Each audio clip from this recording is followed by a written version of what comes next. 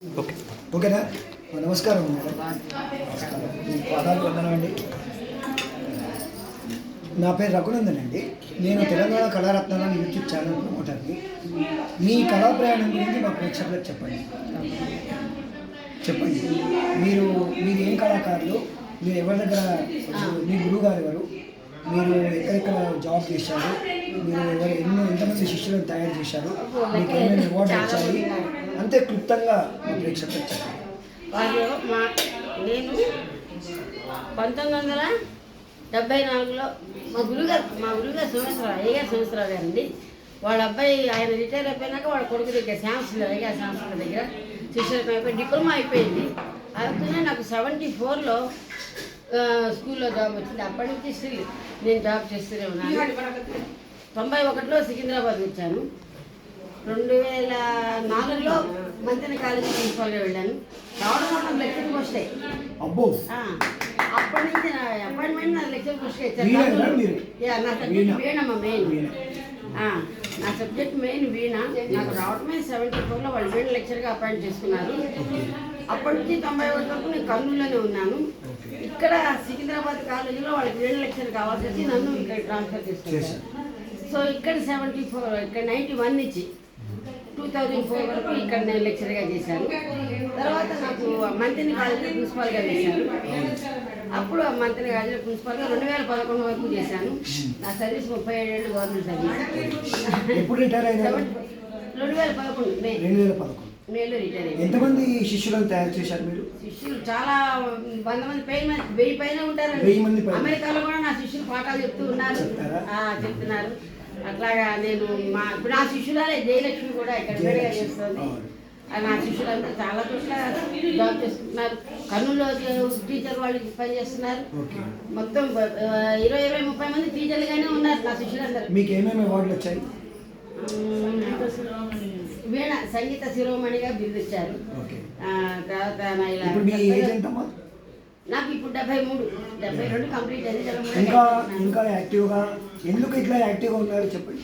ఈ సంగీతమే వీణ వాయించుకుంటూ పిల్లలకి పాఠాలు చెప్పుకుంటూ ఈ సంగీతంలోనే. అంటే మీరు ఇంకా చిన్న పిల్లలాగా మాట్లాడుతున్నారు. మీ మనస్తత్వం అంటే సంగీతం చేయబట్టి అట్లా అంటే అంతే. సంగీతం చెప్పడంలోనే ఆనందం ఉంది. ఇంకా నేర్చుకోవాలి. సంపూర్ణ జీవితాన్ని అనుభవించారు. అవునండి. నాకు డి శ్రీనివాస్ గారు అన్న అబ్బాయి చిన్నవాడైనా మా అబ్బాయి కంటే 5 ఏళ్ళు పెద్దవాడు.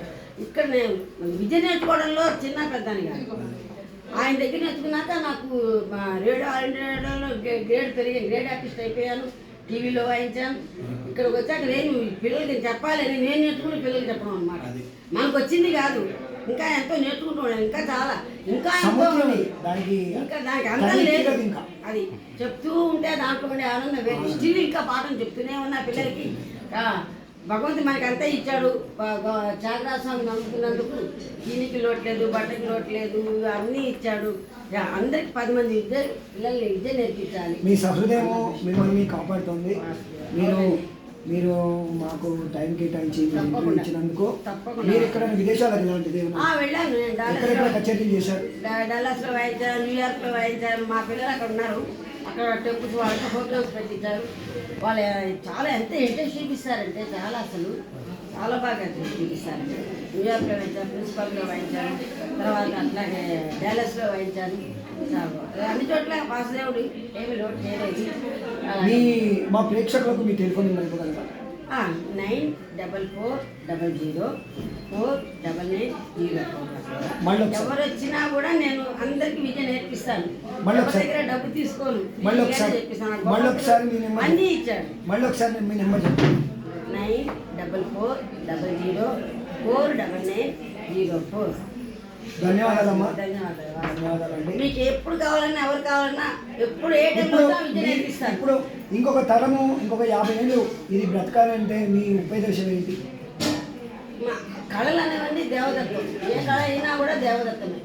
మనకి మనశ్శాంతిని ఇస్తుంది, ఆనందాన్ని ఇస్తుంది. పరజన్మకు పరాగతం. మనకి ఏమంటే నెక్స్ట్ జన్మ అంటూ ఇంకేముంటుంది. పురుషార్థం అన్నీ కలిసి వస్తాయి మనకి. భగవంతుడు త్యాగరాజ స్వామి అలా త్యాగరాజ కీర్తన పాడుకుంటే సాధన మించిన సాధన లేదు కాబట్టి సాధన చేసేది షార్ట్ కట్ లేదు దీనికి. సో మీరు ఎంత ఇంకా నేర్చుకుంటే అంత వాళ్ళు మీరు ఇంకా సాధన చేసిన కొద్దీ వస్తుంది విద్య. సముద్రంలో నీళ్ళు మీరు కట్టి. 10 కాలాల పాటు ఇంకా ఈ సంగీత సాహిత్యాన్ని కొనసాగించాలని భగవంతుని ప్రార్థిస్తూ మాకు ఈ అవకాశం ఇచ్చినందుకు ధన్యవాదాలండి. వాస్తవ ఆయుష్మాన్ భవ. నమస్తే అండి. ఉంటానన్నా.